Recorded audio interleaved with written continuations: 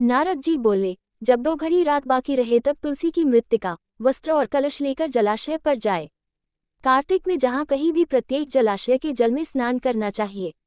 गर्म जल की अपेक्षा ठंडे जल में स्नान करने से 10 गुना पुण्य होता है। उससे 100 गुना पुण्य बाहरी कुएं के जल में स्नान करने से होता है।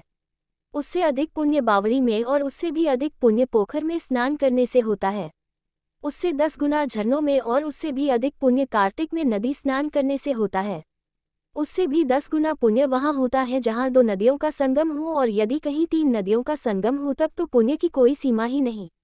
स्नान से पहले भगवान का ध्यान करके स्नानार्थ संकल्प करना चाहिए। फिर तीर्थ में उपस्थित देवताओं को क्रमशः अर्घ्य, आचमनीय आदि देना चाहिए। अर्घ्य मंत्र इस प्रकार है। हे कमलनाथ, आपको नमस्कार है। हे जलशाय भगवान, आपको प्रणाम है। हे ऋषिकेश, आपको नमस्कार है। मेरे दिए अर्घ्य को आप ग्रहण करें। वैकुंठ, प्रयाग तथा बद्रिकाश्रम में जहाँ कहीं भगवान विष्णु गए, वहाँ उन्होंने 3 प्रकार से अपना पांव रखा था। वहाँ पर ऋषि वेद यज्ञों सहित सभी देवता मेरी रक्षा करते रहे।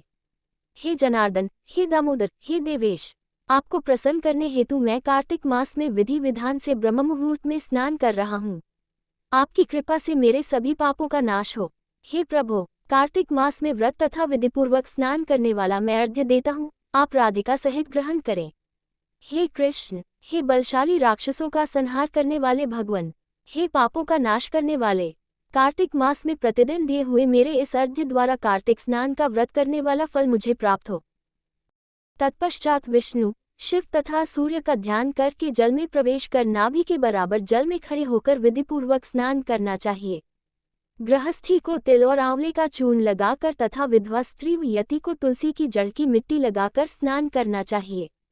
सप्तमी, अमावस्या, नवमी, त्रयोदशी, द्वितीया, दशमी आदि तिथियों को आंवला तथा तिल से स्नान करना वर्जित है।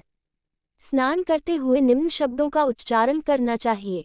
जिस भक्तिभाव से भगवान ने देवताओं के कार्य के लिए 3 प्रकार का रूप धारण किया था, वही पापों का नाश करने वाले भगवान विष्णु अपनी कृपा से मुझे पवित्र बनाएं।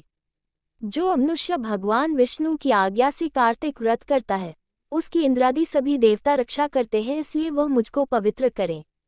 बीजों, रहस्यों तथा यज्ञों सहित वेदों के मंत्र कश्यप आदि ऋषि, इंद्रादि देवता मुझे पवित्र करें। अदिति आदि सभी नारियां, यज्ञ, सिद्ध, सर्प और समस्त औषधियां व तीनों लोकों के पहाड़ मुझे पवित्र करें। इस प्रकार कहकर स्नान करने के बाद मनुष्य को हाथ में पवित्री धारण करके देवता, ऋषि, मनुष्यों तथा पितरों का विधिपूर्वक तर्पण करना चाहिए। तर्पण करते समय तर्पण में जितने तिल रहते हैं, उतने वर्ष पर्यंत व्रती के पितृगण स्वर्ग में वास करते हैं। उसके बाद व्रती को जल से निकलकर शुद्ध वस्त्र धारण करने चाहिए। सभी तीर्थों के सारे कार्यों से निवृत्त होकर पुनः भगवान विष्णु का पूजन करना चाहिए। सभी तीर्थों के सारे देवताओं का स्मरण करके भक्तिपूर्वक सावधान होकर चंदन, फूल और फलों के साथ भगवान विष्णु को फिर से अर्घ्य देना चाहिए। अर्घ्य के मंत्र का अर्थ इस प्रकार है। मैंने पवित्र कार्तिक मास में स्नान किया है। हे विष्णु, राधा के साथ आप मेरे दिए अर्घ्य को ग्रहण करें। तत्पश्चात चंदन, फूल और तांबूल आदि से वेदपाठी ब्राह्मणों का श्रद्धापूर्वक पूजन करें और बारंबार नमस्कार करें। ब्राह्मणों के दाएं पांव में तीर्थों का वास होता है, मुंह में वेद और समस्त अंगों में देवताओं का वास होता है। अपने कल्याण की इच्छा रखने वाले मनुष्य को इनका न तो अपमान करना चाहिए और न ही इनका विरोध करना चाहिए। फिर एकाग्रचित होकर भगवान विष्णु की प्रिय तुलसी जी की पूजा करनी चाहिए। उनकी परिक्रमा करके उनको प्रणाम करना चाहिए। हे देवी, हे तुलसी, देवताओं ने ही प्राचीन काल से तुम्हारा निर्माण किया है और ऋषियों ने तुम्हारी पूजा की है। हे विष्णुप्रिया तुलसी, आपको नमस्कार है। आप मेरे समस्त पापों को नष्ट करो।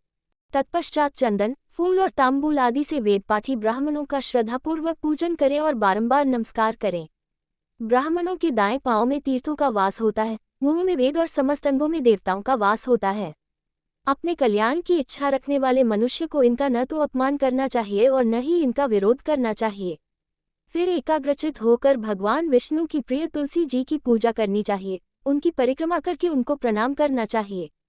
हे देवी, हे तुलसी, देवताओं ने ही प्राचीन काल से तुम्हारा निर्माण किया है और ऋषियों ने तुम्हारी पूजा की है।